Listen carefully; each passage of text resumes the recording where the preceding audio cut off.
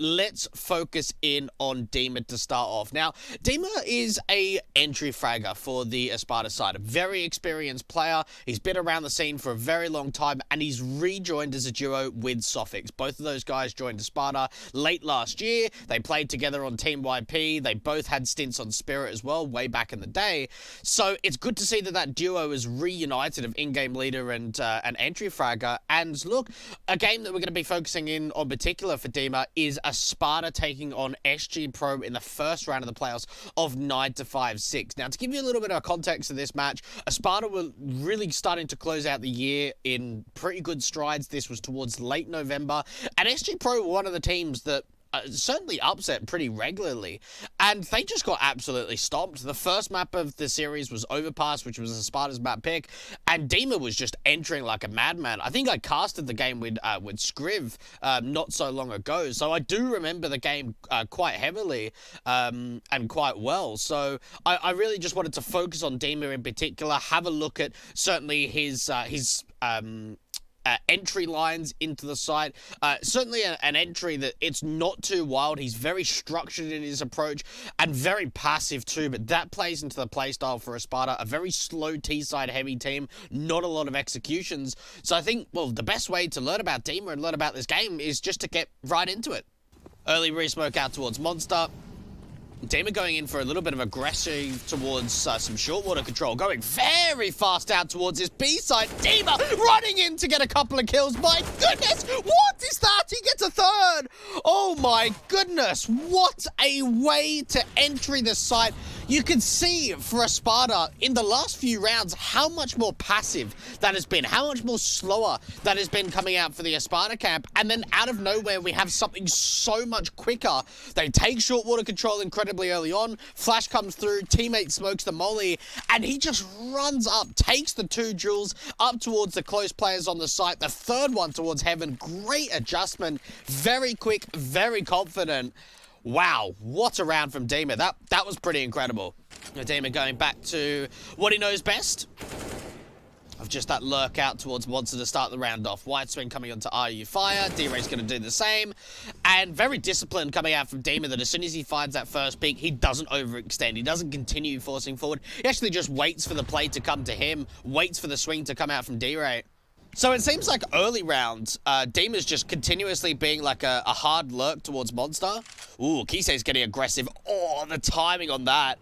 I don't know if Dima read that or what, but it looked like he wanted to go somewhat aggressive towards short pipe, and then as soon as he backs off, Kisei actually goes in aggressive. For one of the first times the CTs have done that, Flash comes out towards short to allow the connector players to get out. Patsy takes a lot of damage. He now starts clearing out the position with his teammates, making sure that he's clearing out that close left angle so they don't have to clear it themselves and they can focus in on the entrance instead.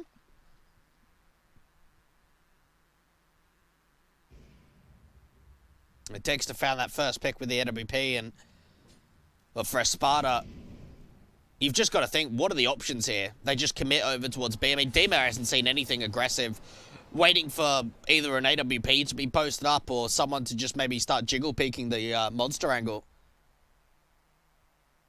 Slow walk in again, perhaps?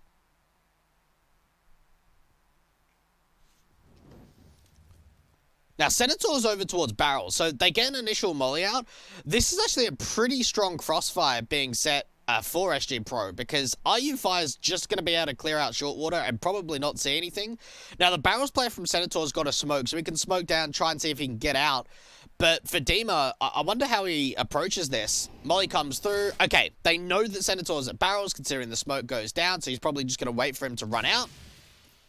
No, okay, I actually really like that. So rather than him actually focusing his attention on the player relocating from Barrels, he actually focuses his attention on towards another player on the site to clear out another angle, knowing that there's got to be some sort of crossfire being set.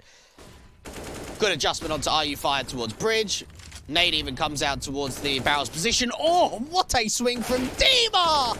Oh my goodness. Again, I tell you what, some of these multi-kill entries towards B have been fantastic. Again, another thing that we see from him with some of the entry lines is that he's not very loose as an entry. Very, very particular in the way that he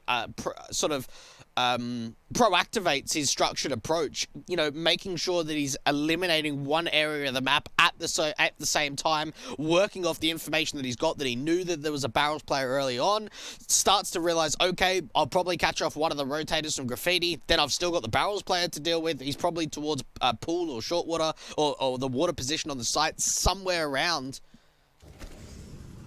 Just really great crosshair placement and great adjustments too. Really good read on the situation of even catching off the rotator from right side graffiti. Smoke even comes down towards heaven, but the round's already finished. Straight rush in. Okay, this is very different. Now, we saw, I think it was round 3 or 4, a little bit more of a quicker approach for Espada. Again, they're a team that are a lot more passive. They like to slow things down, work off their defaults. Now, Dima's actually turned into a little bit more of a supportive player in round 9, and the reason for that is, look at his spawn base. You can already see that Patsy and Finnegan are way ahead of him in terms of the spawns coming out from T-Spawn. So, rather than him being the entry fragger role that he is, because he's a little bit further behind, he's actually going to be a little bit more supportive. So, first flash comes through onto the site, which pops right out into the open. I don't think I'll be able to show that. Pops about here, which pretty much blinds the entire side. And then what he actually does, because that first flash could potentially blind your players if it came out a little bit later, is the second flash comes out more to the right behind the T-side players. So a fair few flashes coming in really, really quickly from Dima alone, as well as the teammates from behind him too. I mean, you could just hear the pops, flash after flash after flash towards the site. Oh, great flick around onto barrels too.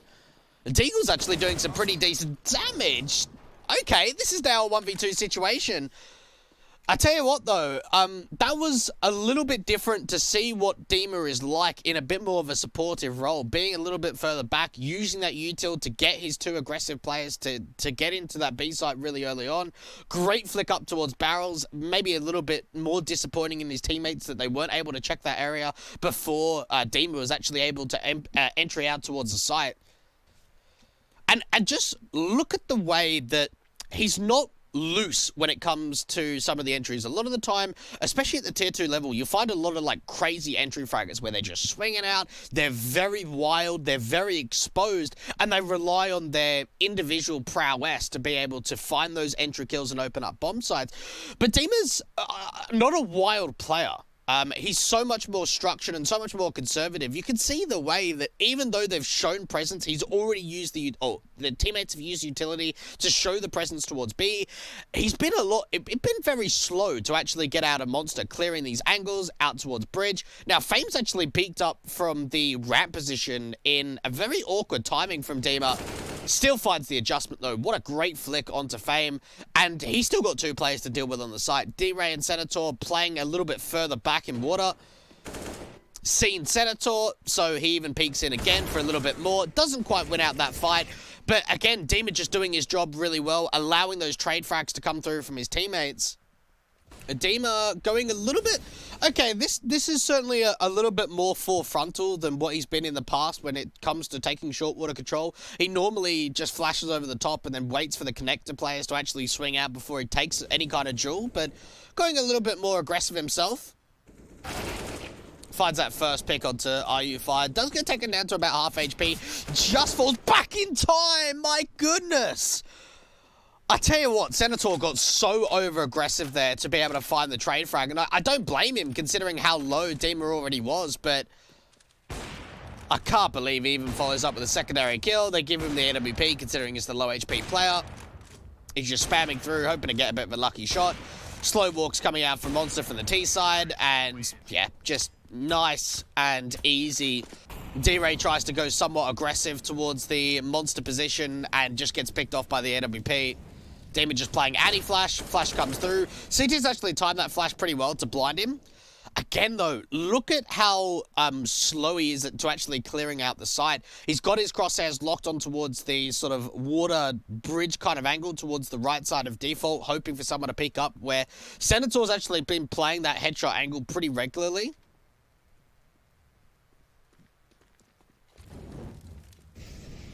Smoke goes down towards default, blinds off any vision from the Heaven players. Very, very methodical. And again, like these adjustments, some of these flicks coming out from Dima have been really impressive.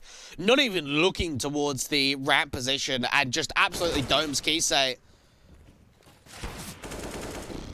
It's just, what a pleasure this has been to watch for him on the T-side entry. And again, I think what it just comes down to is him being very passive as an entry, not being too wild and not too crazy, and just honestly pre-aiming a lot of these positions, having good crosshair placement, and just waiting for the CTs to make the play.